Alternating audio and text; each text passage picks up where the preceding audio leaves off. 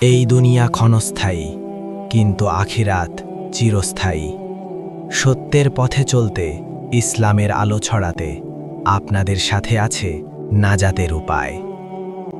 আমরা কি সত্যিই শেষ জামানায় বাস করছি? আজকের ভিডিওতে আমরা জানব শেষ জামানার 10টি ভয়ঙ্কর হাদিস। আমরা কি সত্যিই সেই শেষ যুগে বাস করছি যার কথা হাদিসে সতর্ক করে বলা হয়েছিল?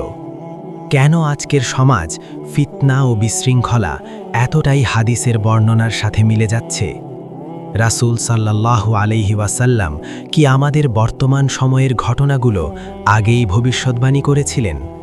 কিয়ামতের আগে যে আলামতগুলো দেখা যাবে সেগুলো কি ইতিমধ্যেই প্রকাশ পাচ্ছে? মানুষের চরিত্রের অবনতি, এটাই কি শেষ জামানার লক্ষণ? আমরা কি এমন সময়ের দিকে এগোচ্ছি যখন সত্য মিথ্যা হয়ে যাবে? কেন ভালো মানুষকে খারাপ বলা হয় আর খারাপ মানুষকে সম্মান দেওয়া হয়? যদি আমরা শেষ জামানায় থাকি তাহলে আমাদের কি করা উচিত? দাজ্জাল, ইমাম মাহদি ও ঈসা আলাইহিস সালামের আগমনের আগে যে ঘটনা, সেগুলোর কোনগুলো আমরা দেখছি?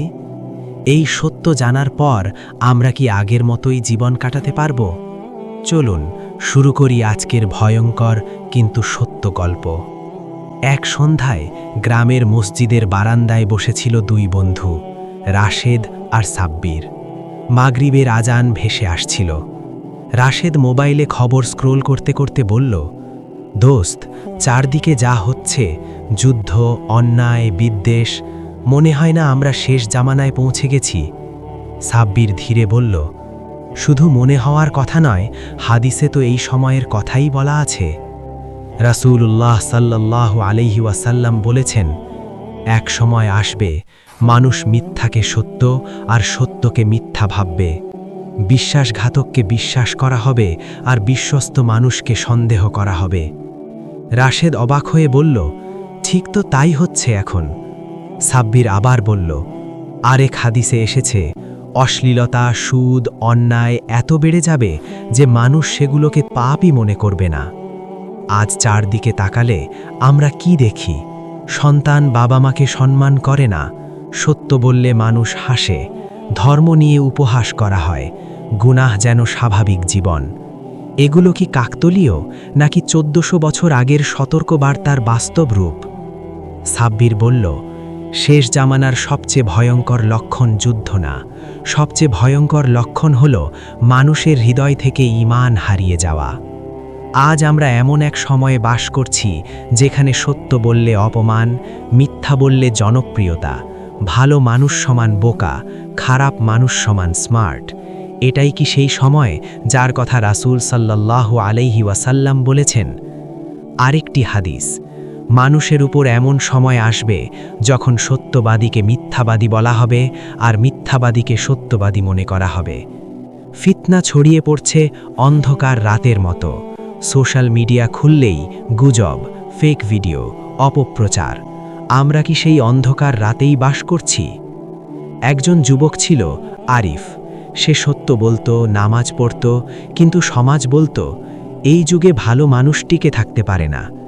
একদিন তার বাবাকে জিজ্ঞেস করল, মানুষ কেন সত্যকে ঘৃণা করে? তার বাবা বললেন, কারণ আমরা সেই সময়ের কাছে চলে এসেছি যার কথা নবী সাল্লাল্লাহু আলাইহি ওয়াসাল্লাম আগেই বলে গিয়েছেন। আজকের পৃথিবীর এই বিশৃঙ্খলা হঠাৎ করে এসেছে নাকি আগেই সতর্ক করা হয়েছিল? রাসূল সাল্লাল্লাহু আলাইহি ওয়াসাল্লাম বলেছেন, মানুষ এমন সময়ের মধ্যে যাবে যখন লজ্জা থাকবে না।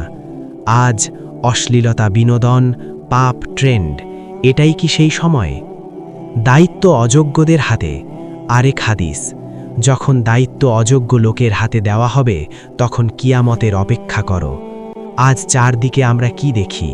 যোগ্য মানুষ অবহেলিত, অযোগ্য লোক নেতৃত্বে। আদনান প্রতিদিন নিউজ দেখে হতাশ হয়ে পড়ত। সে দাদাকে বলল, পৃথিবী এত খারাপ হয়ে গেল কেন? দাদা বললেন, এই সময়ের কথা রাসূল সাল্লাল্লাহু আলাইহি ওয়াসাল্লাম আগেই বলে গিয়েছেন, যাতে আমরা ভয় না পাই বরং প্রস্তুত থাকি। এই দুনিয়া ক্ষণস্থায়ী, কিন্তু আখিরাত চিরস্থায়ী। তাই ঈমান শক্ত রাখো, সত্যের পথে থাকো, ফিতনা থেকে দূরে থাকো। যদি আমরা সত্যিই শেষ জামানায় থাকি তাহলে প্রশ্ন হলো, আমরা কি নিজেদের প্রস্তুত করেছি? কারণ কিয়ামত কখন আসবে আমরা জানি না, কিন্তু এটা নিশ্চিত প্রত্যেক মানুষকেই একদিন আল্লাহর সামনে দাঁড়াতে হবে। এই ভিডিওটি যদি আপনাকে চিন্তা করতে বাধ্য করে তাহলে চ্যানেলটি সাবস্ক্রাইব করুন, কারণ সামনে আসছে শেষ জামানার আরও ভয়ঙ্কর 7টি হাদিস। ইসলামের আলো ছড়াতে আপনাদের সাথে ছিল নাজাতের উপায়।